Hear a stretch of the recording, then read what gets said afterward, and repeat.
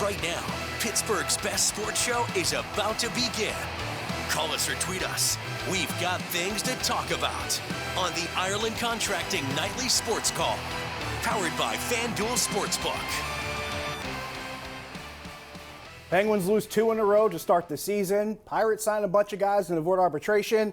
And could there be a bigger shakeup with the Steelers coaching staff? We'll talk about all about that and more on the Ireland Contracting Nightly Sports Call, powered by FanDuel Sportsbook. Hello again, everybody. I'm Josh Taylor. Good to talk to you again on a Friday night. And it is Friday night, so you know what that means.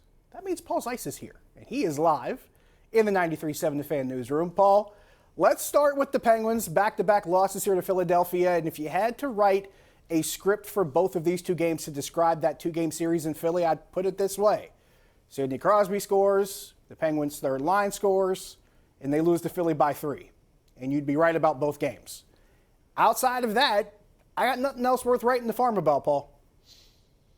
Well, and I think the big thing is, you're 2 games in and you already have a little bit of a goalie situation. And I think that's something that you probably wanted to avoid more than anything else. You got rid of or let go of, or whatever you want to say, Matt Murray. You were convinced Tristan Jarry was ready to be the guy. It's only 2 games, so you don't want to overreact. But to me, the fact that he gave up, 5 or 6 the other night and 3 tonight, I mean, that's not a very good start. Casey DeSmith was, pretty good. The only thing I will say is he really didn't face. I mean, he had that one against the breakaway, but for the most part, he didn't really face a lot of really dangerous shots. I don't know. I think that this is a team that has got a lot of work to do, and unfortunately, Josh, there's not nearly as much time because season's only 56 games long. Yeah, you got to sprint here with this 56-game shortened season. And I'll add to what you're talking about here as far as Tristan Jarry and his performance. I'll make the argument he isn't getting much help. We saw too many chances both tonight and Wednesday where Philly had 2, maybe 3 men around the net and maybe 1 Penguin sweater among them trying to keep these guys in check and the goaltender by himself. I'd make the argument that some of the defense from the Penguins' perspective is probably lacking as well, and it's another problem that needs to be fixed and needs to be fixed quickly. Let's talk Pirates here. Of course, 15 players were signed as non-drafted free agents. They also reached 1-year deals with 9 guys to avoid arbitration. I asked this question to Andrew Filipponi earlier today during KDKA News at 4, Paul, and he had a pretty interesting perspective. He said, when we talked about the guys that got signed, he said it makes most of these guys a lot easier to trade come next season. So I'm going to lay these names out there for you.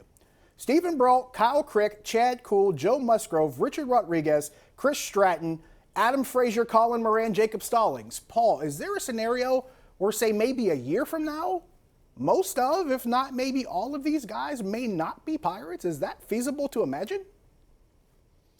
I would hope. I would hope that they were able to find somebody that they could dump those guys to, because none of them are a part of the future of this team.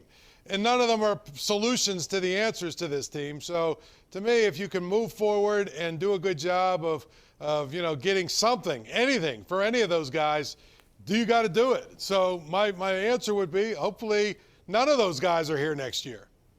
Before we go, got to talk a little bit more about the Steelers and their offseason changes. They're not exactly wholesale, but they're pretty close, especially with the coaching staff. One thing we know, Matt Canada's interviewing for the offensive coordinator job with Miami. Terrell Austin interviewed with Tennessee for their defensive coordinator job. If I had to look for internal candidates, those are probably the top guys at each of those positions. Could the Steelers afford to lose both of these guys, if not just one of them, moving on to maybe fill one of these open spots here, or at least an open spot with Tom Bradley being gone as the defensive backs coach? I think the thing about it is, if Terrell Austin's if he's going to get a defensive coordinator's job, he's got to take it. Right. He's a guy that I would look at maybe as a defensive coordinator in waiting here, if you ask me. Agreed. But the bottom line is you can't ask a guy to wait. Matt Canada, to me, if they wanted him to be the defensive coordinator or the offensive coordinator, I think they already made him that. So I'm not a big fan when you fire somebody that you just promote whoever was behind that guy. I just don't think that's going in a different direction. Don't think that's solving the problem. So hopefully for Matt Canada's sake, he gets the Miami Dolphins job. And, that would then leave Mike Tomlin would then need an offensive line coach, a tight ends coach. an offensive coordinator, and also a quarterback's coach. That, to me, seems like you're overhauling your offensive staff. Sounds like it. Sounds like it. Everything outside of just running backs and maybe wide receivers coaches, but you're absolutely right. We got to take a break. When we come back, we're answering phone calls 412-575-2600 on the Bordas and Bordas hotline. And we're taking your tweets at Josh Taylor HD. See you back here in a few.